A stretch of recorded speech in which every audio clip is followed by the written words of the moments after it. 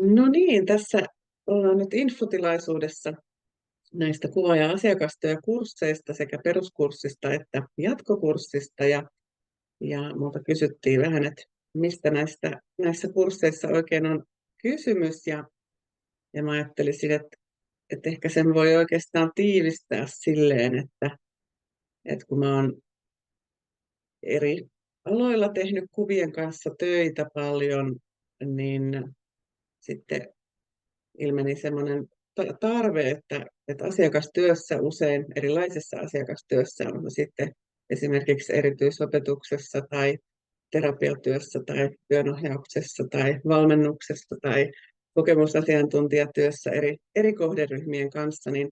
asiakastyössä ilmenee usein semmoisia lisävuorovaikutusvälineiden tarpeita. Ja tämmöisenä kokeneena kuva-ihmisenä mä ajattelen, että osaltaan kuvakin voi tämmöisiin lisävuorovaikutustarpeisiin vastata, ja vaikka on tärkeää, että on esimerkiksi kuvataideterapeutteja, niin kuin itsekin olen koulutukselta muun muassa kuvataideterapeutti, niin vaikka ei olisikaan erikoistunut itse kuviin esimerkiksi terapeuttina, niin silti kuvaa voi käyttää vuorovaikutuksen välineenä, ja mun mielestä se on vähän niin kuin alikäytetty meidän yhteiskunnassa, että ottaen huomioon, että me kuitenkin niin kuin kuvien kanssa ollaan paljon tekemisissä, mutta että me ei niin kuin välttämättä käytetä niitä meidän hyvinvoinnin palvelukseen, eikä välttämättä niin kuin jotenkin tarpeeksi pienellä kynnyksellä pystytä ottaa sellaisia välineitä joko niin kuin lisäksi asiakkaiden kanssa, tai sitten joskus, jos on vaikka puhumattomia asiakkaita, niin joskus se voi olla se yksi ainoitakin väyliä, miten pystytään niin kuin, olemaan vuorovaikutuksessa. Niin tosiaan tämä on niin kuin se tarve, mitä mä ajattelen, että olisi, ja sitten se, että mitä niillä kursseilla sitten käytännössä tapahtuu, niin kun mä oon itse muun muassa myös työnohjaaja ja sitten kuvataide kasvatustöissä ollut paljon ja vähän sitä tutkinutkin, niin siinä niin kuin mietitään erilaisia tämmöisiä kuviin ja kuvalliseen vuorovaikutukseen liittyviä lainalaisuuksia, että esimerkiksi värit, että miten maailmassa koetaan värejä, miten se eroaa, se yksilöllinen kokemus, jotain sellaisia teoreettisia asioita kuvista ja ihmisten kuvamaailmasta. Ja sitten siinä mietitään sitä käytäntöä, että mä uskon tämmöiseen kokemukselliseen oppimiseen, niin aina sen kautta, mitä osallistujat sitten tekee työkseen tai mikä on se tarve, miksi sille kurssille on tullut, niin se otetaan alusta asti siihen mukaan. Ja se on aika keskustelevaa, että mä pidän niillä kursseilla vähän semmoisia luento-osuuksia, mutta sitten se on aika keskustelevaa ja myös työnohjauksellista, että siinä voi sitten myös miettiä niitä ihan käytännön tilanteita, mihin kaipaa vaikka sitä kuvallista vuorovaikutusapua. Ja sitten kun meillä on kuitenkin just se kokemuksellinen oppiminen ja kuvien kanssa on hyvä niin kuin eläytyä siihen, millaista se on esimerkiksi asiakkaan näkökulmasta, niin yksi iso osa näissä kursseissa on myös se itse tekeminen, eli siinä myös tehdään kuvia, ja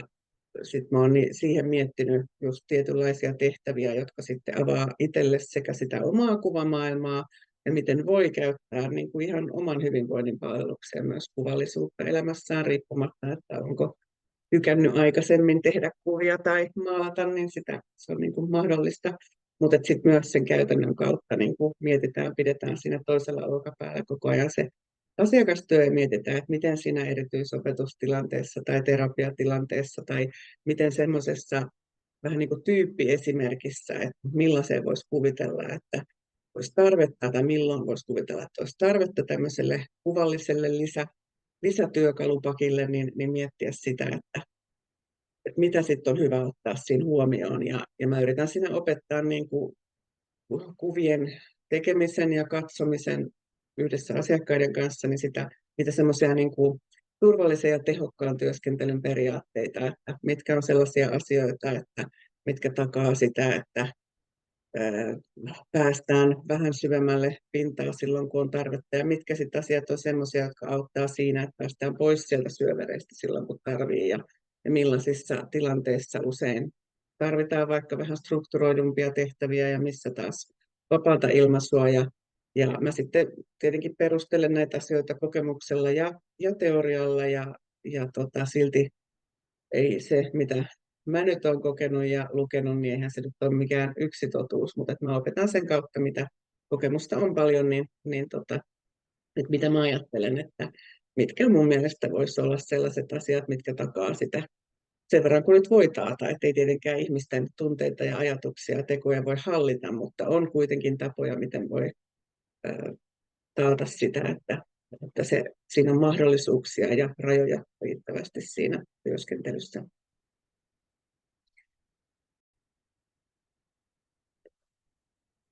Joo, nyt tässä kysyttiin, että millaisia kuvia asiakkaiden kanssa ja millaisten kuvien käyttämistä mietitään näillä kursseilla, kuva- ja asiakastyökursseilla, että onko kysymys valokuvista tai jostain muunlaisista kuvista, itse asiassa vähän niin kuin, no, tavallaan kaikenlaisia kuvia, mutta et erikseen mietitään tämmöisiä matalan kynnyksen tapoja käyttää piirtämistä, vesivärimaalausta ja muita tämmöisiä vesiliukoisia, suht hajuttomia tapoja, jotka myös on sellaisia, että jos työ on sellaista liikkuvaista, että ei ole samaa paikkaa, niin on helppo suojata esimerkiksi pintoja. Tämmöisiä käytännön asioitakin mietitään ja sen mukaan niin tavallaan rajataan sitä, että mikä on niin kuin kätevää ja helppoa ja toisaalta sit mikä sopii siihen omaan pirtaan, että yksi niistä monista asioista, mitä mä siinä kurssin aikana usein sanon ja mä ajattelen, että toistakin on opintojen äiti, niin on se, että kannattaa asiakkaiden kanssa käyttää sellaisia kuvallisia menetelmiä ja kuvia sillä tavalla, mikä itsestä tuntuu tarpeeksi luonnolliselta tai on niin kuin, ettei tavallaan tule epävarmuutta siitä menetelmän takia, että on paljon niin kuin luonnollisempaa ja helpompaa ja vuorovaikutuksen kannalta sujuvampaa, että käyttää sellaista, mitä hallitsee jonkun verran, mutta ei tässä tarvitse hallita mitään tekniikkaa siis varsinaisesti tai täysin, mutta tavallaan se tunne siitä. Ja esimerkiksi valokuvaushan on aika sellainen pienen kynnyksen juttu, niin mietitään valokuvausta ja miten sitä voi hyödyntää. Ja sitten ylipäätään kuvien katsomista, että ei aina tarvitse olla niin, että on itse tehnyt niitä kuvia, että voi paljon myös saada hyvinvointiin niin, että yhdessä ihmettelee. Nimenomaan tämmöinen ei-tietämisen positio siihen muun muassa liittyy ja antaa tilaa sitten asiakkaan omille mieleyhtymille ja sille, mikä on olennaista. Sitten kyllä niin kuin esimerkiksi näitä valmiita kuvakortteja jonkun verran käsitellään, mutta ei keskitytä siihen, että se on semmoinen yksi, mitä lyhyesti käydään ja niitäkin tarvittaessa sitten näiden yksittäisten esimerkkien kautta. Tai niin kuin tietenkin vinkkailu myös, mutta myös koko ryhmä yhdessä miettii, että miten tässä voisi. Ja usein sieltä tuleekin sitten ihanasti ideoita myös muiden työhön, ja just ihmiset saa toistensa niistä esimerkkeistä tosi paljon, vaikka olisi ihan erityyppistä asiakastyötä tekeviä. Mutta siinä kurssikuvauksessa esimerkiksi peruskurssin kohdallakin on erikseen mainittu myös tämmöinen käsitetaiteellinen työskentely, niin semmoistakin vähän, ja just, että miten sanat ja kuvat, miten niitä voi esimerkiksi yhdistää. Ja kyllä moni on näillä kursseilla, ja 2017 vuodesta asti on niitä säännöllisesti pitänyt sekä yksityisesti että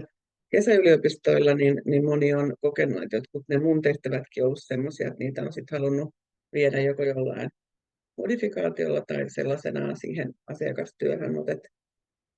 vielä voisin mainita, että esimerkiksi kollaasi on sellainen, mitä myös on erikseen mietitty. Ja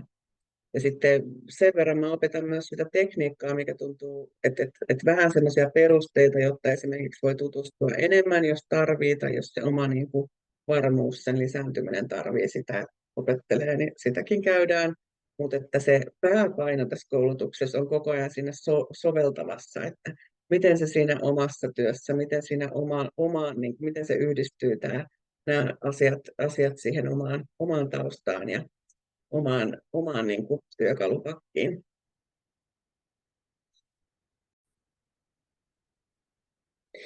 Ja siinä kurssin ihan jo alussa, niin kun mä esimerkiksi ohjeistan, että millaisia välineitä siinä voidaan käyttää, niin siinäkin on semmoinen tavallaan soveltamisajatus, että sen listan kanssa voi esimerkiksi myös hyvin niin kuin, saada itselleen sellaisen toimivan materiaalikokonaisuuden. Ja sitten mä opetan kaikkia sellaisia asioita kuin esimerkiksi, että just vesivärien kanssa millaista paperia täytyy olla, että ne olosuhteet on semmoiset, että ei ole niin kuin lähtökohtaisesti sekä asiakastyötä tekevälle että asiakkaalle turhauttavaa jo sen takia, että siinä on niin kuin väärä paperi väärälle välineelle, jolloin se ei esimerkiksi tartu se väri tai tämmöistä. Et hyvin tämmöistä käytännönläheistä. Ja sitten tosiaan, kun nykyään on myös tämä jatkokurssi vaihtoehtona olemassa, niin se jatkokurssi on sellainen, että ei tarvitse olla välttämättä käynyt sitä kuvaaja-asiakastyö peruskurssia, jotta voi tulla jatkokurssille. Että se voi olla myös, että esimerkiksi itsellä on jo se olo, että on jonkinlaista tämmöistä kuvallista käyttänyt ja haluaa tulla se on ihan mahdollista. Että niitä periaatteita varmaan niin kuin osaksi samoja mä luen siellä jatkokurssillakin, mutta siellä on sitten uudet teoriaosuudet ja uudenlaisiakin tehtäviä ja että se nimenomaan niin kuin laajentaa sitä, että se menee vähän sitten syvemmälle vielä tähän aiheeseen.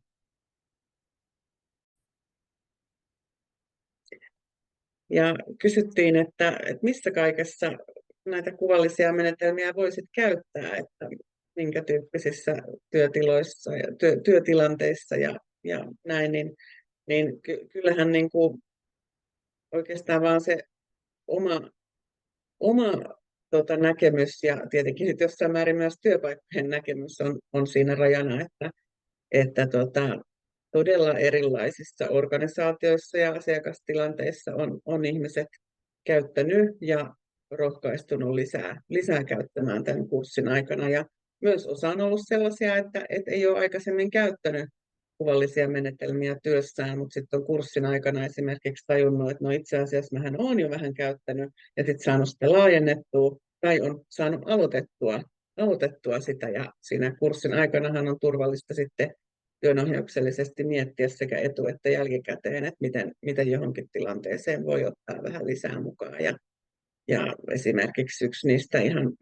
perusjutuista on se, että kun kuvallisia välineitä on esillä ja niistä joskus kertoo, että näitäkin voidaan käyttää, niin se jo itsessään voi niin kuin kutsua ihmisiä tekemään ja sitten asiat lähteekin etenemään. Mutta kaiken ikäisten kanssa on ihmiset käyttäneet tämän kurssin tiimoilta joko siinä aikana tai sitten sitä kohti ja kyllä niin kuin mielestäni hyvin erilaisten kohderyhmien kanssa ja hyvin erilaisissa tilanteissa, että on niin kuin ollut sitä, että tehdään etänä, on ollut sitä, että mennään jonnekin semmoisen materiaalikassin kanssa, on ollut sitä, että siinä omalla työpaikalla ja on ollut sitä, että on alkanut vaikka järjestämään omalla työpaikalla vähän jotain virkistystoimintaa muille työkavereille tai niin kuin hyvin erilaisia, mutta lähtökohtaisesti, jos vähän niin kuin tämä on tietenkin aina yleistämistä, mutta mä ajattelisin, että kun ihmiset on tähän tullut, niin siinä on ollut sitä innostusta, mutta sitten usein on ollut aluksi vähän niitä epäilyjäkin, että no miten mä nyt osaan tai miten asiakkaat osaa tai miten voi ottaa. Mutta kyllä kaikki on löytänyt niitä tapoja sitten ottaa enemmän käyttöön tai ottaa käyttöön siinä kurssin aikana. Ja se ei ole myöskään semmoinen pakollinen, että jos vaikka sen kurssin aikana ei ole sellaisia asiakastyötilanteita ainakaan tiedossa, missä voisi ottaa, niin ei ole pakko sen kurssin aikana tehdä. Että niitä voi tosiaan myös miettiä etukäteen siinä. Ja jotkut on valmistellut jotain ihan niin kuin suunnitelmia just, että miten sitten seuraavana vuonna vaikka vetää jonkun. Onko se sitten ollut ryhmämuotoista tai yksilöä, niin sekin on vaihdellut, että molempia on aina mietitty. Että hyvin niin kuin moninaista on ollut se anti ja ne tilanteet, missä voi käyttää. Ja mä heittäisin vielä sellaisen niin kuin jokaiselle mietittäväksi, että eikö sekin ole kuvien käyttöä, kun yhdessä vaikka mietitään jotain mielikuvia. Ja eikö sekin ole kuvien käyttöä tavallaan, kun piirretään jotain kaaviota flapille tai käytetään vaikka valokuvia tai värejä. Ja sitten kun esimerkiksi sellaistakin tunnistaa ja alkaa niin kuin tietoisemmin käsitellä, niin siinä avautuu sitten sekä itselle että asiakkaan kannalta niin kuin lisää väyliä.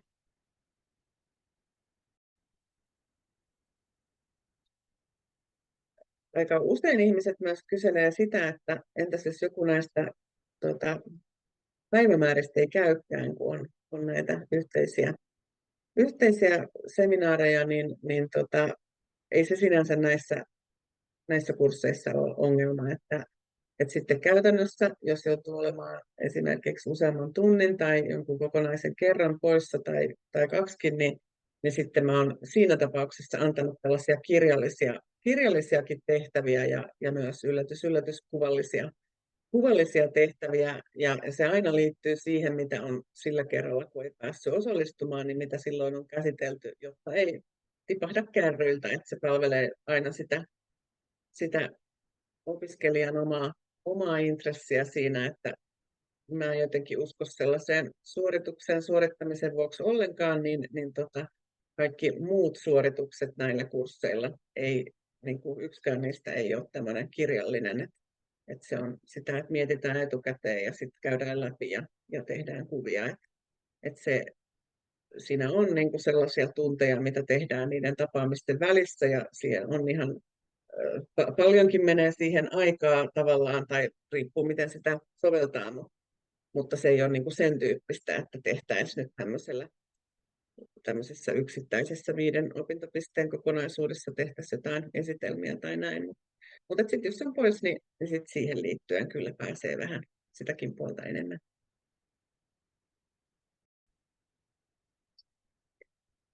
Ja sitten kysyttiin, että miten nämä mun kuva- ja asiakastyökurssit, että onko ne tämmöisiä paikan päällä tapahtuvia vai voiko niihin etänä osallistua, niin voi osallistua etänä. Eli osahan näistä järjestetäänkin kokonaan etänä, että siellä, jos esimerkiksi kesäyliopiston kautta tulee, niin siellä lukee, että onko etä vai läsnä. Ja silloin, jos on kokonaan etänä järjestettävä, niin sit usein kesäyliopistojen kanssa on voinut myös miettiä, että jos jotkut sit haluaa tulla lähiversioon ikään kuin, niin sitten on voinut mennä samaan huoneeseen siellä kesäyliopistolla ja sitä kautta seurata sitä videota. Ja sitten on myös tämmöisiä kokonaan tavallaan lähiversiona tapahtuvia, mutta niissä mä oon kyllä sit ollut aika joustava sen suhteen, että voiko sitä hybridiäkin järjestää, ja ainakin olen saanut kiitosta, että olen pystynyt sit huomioimaan myös etänä olijoita ja toisinpäin, että tietenkin sen tarvii aina riittävät yhteydet ja laitteet, sehän on paljon siitä kiinni, mutta että aika paljon on näitä toteutettu etänä, ja siitä on kyllä saanut paljon positiivista palautetta, että on ollut kuulemma yllättävän, niin kuin esimerkiksi se ryhmäytyminen on ollut yllättävän